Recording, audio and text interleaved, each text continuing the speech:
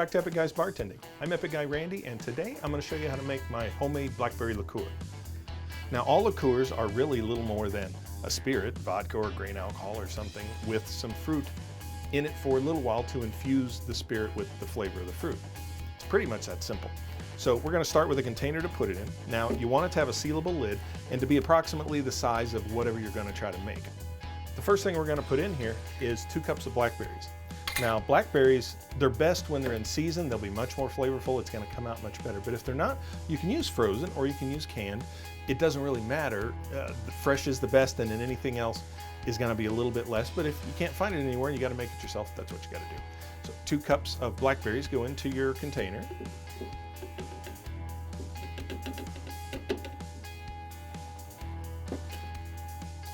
Now, before we do anything else, we want to smash these down a little bit because the vodka is going to have to infuse these, so it's going to take breaking the surface a little bit.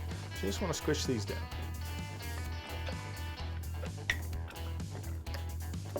Now that our fruit's been broken down, we can just add the liquor right into the container. Now, for this, we put in, like I said a second ago, 2 cups of blackberries. You want to put in a cup of vodka and a half a cup of brandy or blackberry brandy. I have blackberry brandy here. I think it still lends a little bit more of a blackberry flavor.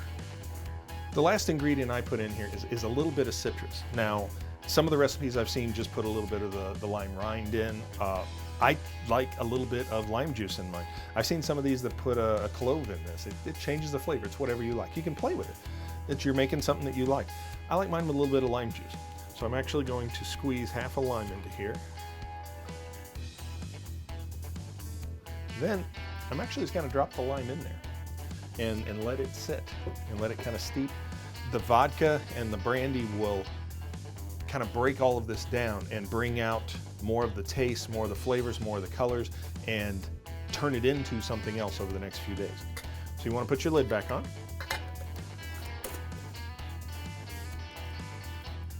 Shake it up a little bit, make sure you got all that stirred up good. Now, that's the end of stage 1. This, you just want to sit in your basement, in a closet, somewhere where the sun won't really get on it. Sitting in the sun, it'll cause it to really, really pressurize this process. It'll accelerate it. And it's not that it's going to blow the top off, but it's not really what you want. You want it to happen a little bit slower. So you want to put it away somewhere for 4 or 5 days. Put it under the counter, put it somewhere you won't forget about it. Don't put it in the refrigerator, that slows down the process. But just put it somewhere out of the sun, somewhere you won't forget about it. Let it sit for 4 or 5 days. I'm gonna set this aside and we'll come back to it and I'll show you what to do next.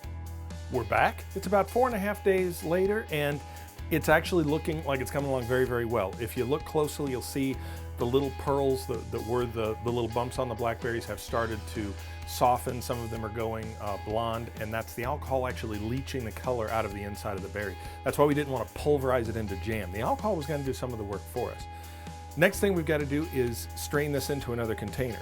So I'm going to use just a regular glass pitcher here and take the lid off your berries you've been working with here. The first thing you want to do is throw away the lime. And as you can see, this lime is no longer green. It has taken on the color of the berries completely. It is stained completely purple. Now, take a medium mesh strainer and just pour this through it to get it for first straining into another container.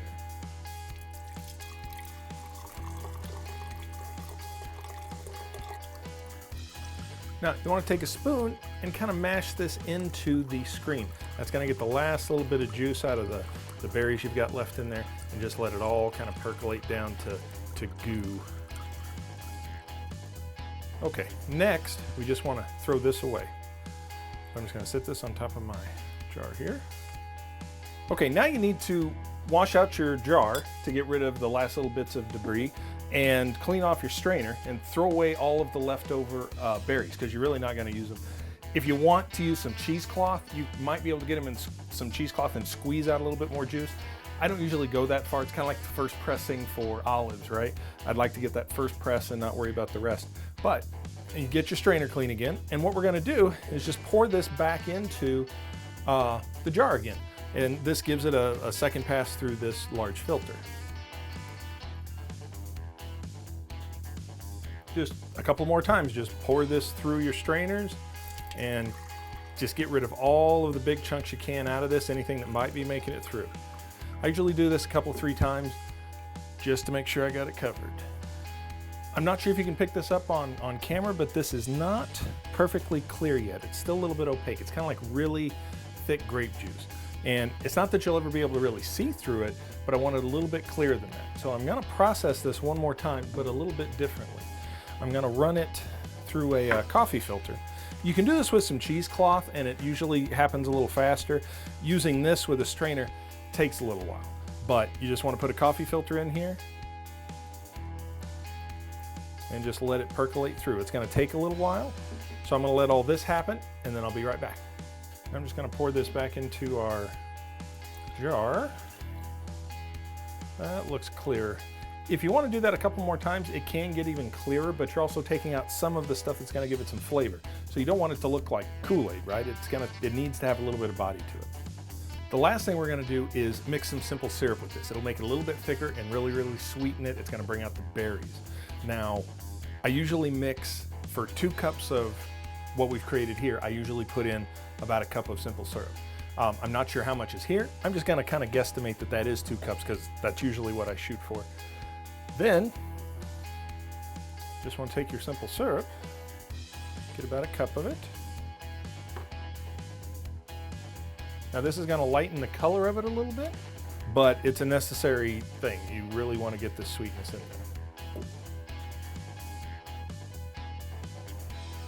Then just put your lid back on your jar,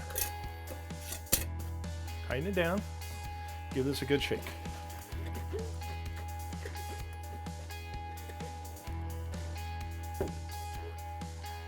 Okay, now open your jar back up. Get this little smell. Ooh, and you'll see exactly what you did. You can really pick up the citrus still on there. I do that, I like the berries. The citrus just makes it have a really, really fresh nose because the berries are gonna break down a little bit. It's not that they go rotten, but it starts to smell a little musty. The lime keeps it very, very fresh right on the nose. Now, we need a bottle to put it in. Now, choose a pretty bottle. It can be a used bottle. I get these that have the little snap-on caps like that. I love these for my liqueurs. But let's pop that, get a little funnel,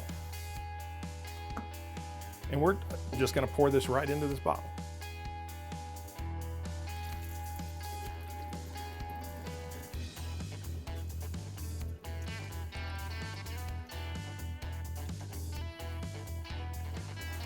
And close this off. Give it a couple more shakes. I've made many batches of these. This is my last batch.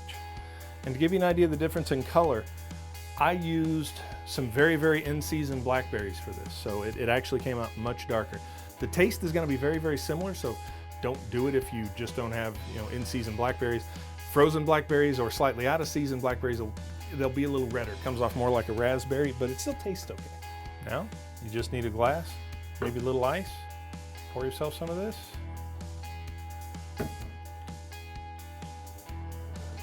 And there you have homemade blackberry liqueur.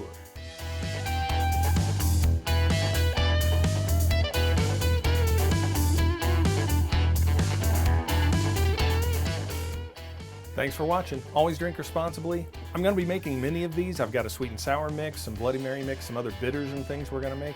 So keep watching. We'll see you next time.